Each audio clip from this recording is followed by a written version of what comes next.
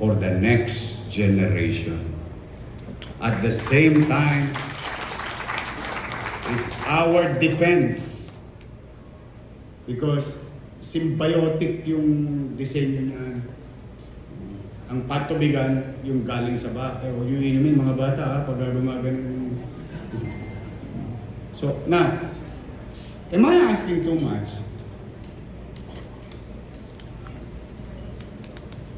Sometimes leaders should be dreamers.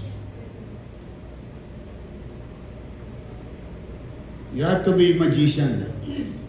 You have to be creative. You should not be a passive on doing things. You have to be aggressive because people are dying with flood. Properties are being destroyed. Animosities among each other because of that situation. It created so much hate among each other. We keep on pointing fingers to people. No. Let's always, sabi ko nga, adversity in our advantage. Yung pagsubok natin, gamitin nating bagay na makabubuti para sa lahat. Now, I have no quarrel with the golfer. I'm a golfer. I stop. Marami na kasi ngayon na pagulong-gulong na yung bola ko. Wala naman akong practice. Wala akong time. But, even golfers, I mean, yung talagang praktisadong will not play there. Kasi short course yan eh. It's supposed to be parang leisure lang ng mga ilan. So I have nothing against them. Let's do this. Ang dami namang golf course sa Laguna. Oh. Ang gaganda pa eh. At kung saan pang iba. Let's give this back to Manila. Now, moving forward, to brighten up your days. Magagawa ba natin to? Pumayag lang ang national government. Pumayag lang sila. Why? As I have said kay Senator Lina, may mga batas na nagawa sa lumang panahon. Yung iba'y dumedede pa lang ako, yung iba'y hindi pa ako tao, at yung mga batas na yun ay nag-i-exist at epektibo pa magpasa hanggang ngayon. Pero itong mga kautusan at batas ay maaaring baguhin ng partikular na liderato. Kung hindi ipagdadamot ng mga ilang ahensya na maibalik sa mamamayan at pangkalahatan. So not until they agree, we Manilans will continue to swim sa Agua de Mayo, Hunyo, Setyembre. Because I don't think with the mess happened to us all over the country, that flooding. Alam nyo ba hanggang ngayon yung mga taga-Paco? Tag-araw na halos, pero yung mga taga-Paco ngayon as we speak, binabaha dahil nasira yung flood control doon sa lugar na yun. O hindi nyo ba dapat ikalugmok yun? I already talked to MD and DPWH. But the thing is, mga batang Maynila, huwag kayong manahimik. Samahan ninyo ako. Ipaglaban natin to.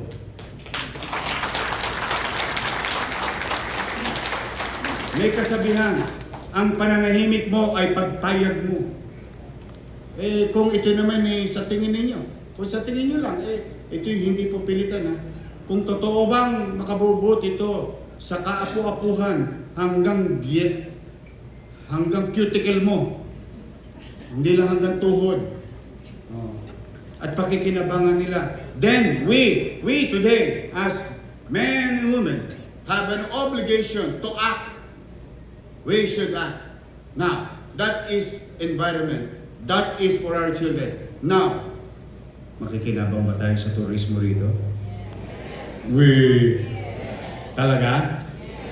Masarap ipang anyaya? Exactly my point. See? Kaya walang lose-lose o win-lose. It's always win-win. It's always win-win. Pangalawa, pumayag na Ano susunod natin problema? O, chapi na lang. Huwag kayong mag-alala. Do your best and God will take care of the rest. O, di ba? May awa ang Diyos. So, again, I'm calling the people of Manila. I'm calling the stakeholders in tourism. Environmentalists. Ngayon kayo lumabas. Tulungan nyo kami. Because ito yung mga pinaglalaban ninyo. Huwag kayong manamlay dyan. Kasi nag-golf din kayo. Dito kayo. Puntahan nyo ito. Itong planong ito. Now, is this a perfect plan? No. We can, what do you call that? Collaborate. Ang tawag yan?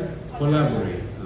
Collaborate. So, that's why today is the beginning of our journey. We are going to ride in the same ship called MB Manila.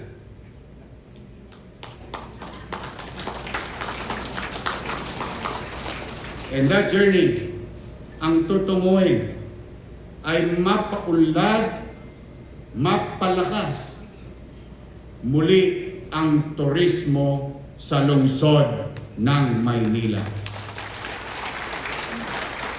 So I wish you all the best. Merry Christmas. Let us not hate each other and let's be reminded of our parents' payo. Yung payo sa atin ng mga magulang natin. Ang diwa ng Pasko ay dalawa. Pagbibigayan. Nagbigay na ako.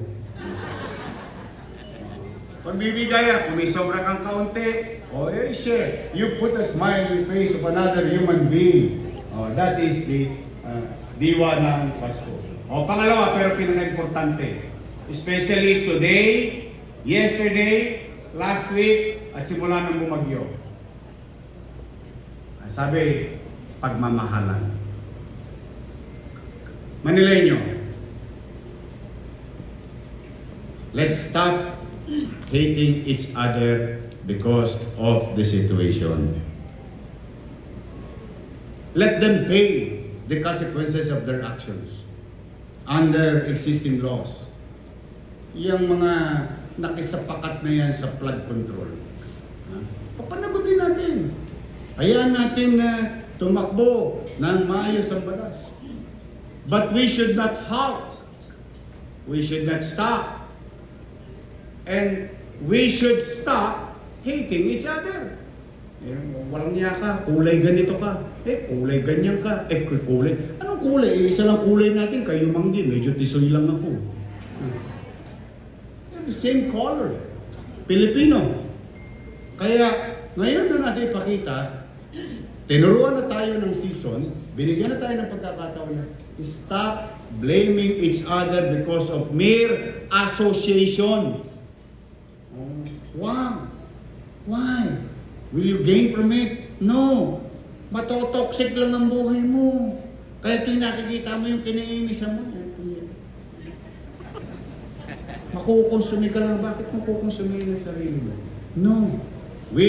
This season, I encourage each and every one of you, people of Manila, at least dito, man lamang sa Kapitolyo ng bansa, dito may kapwa-tawad.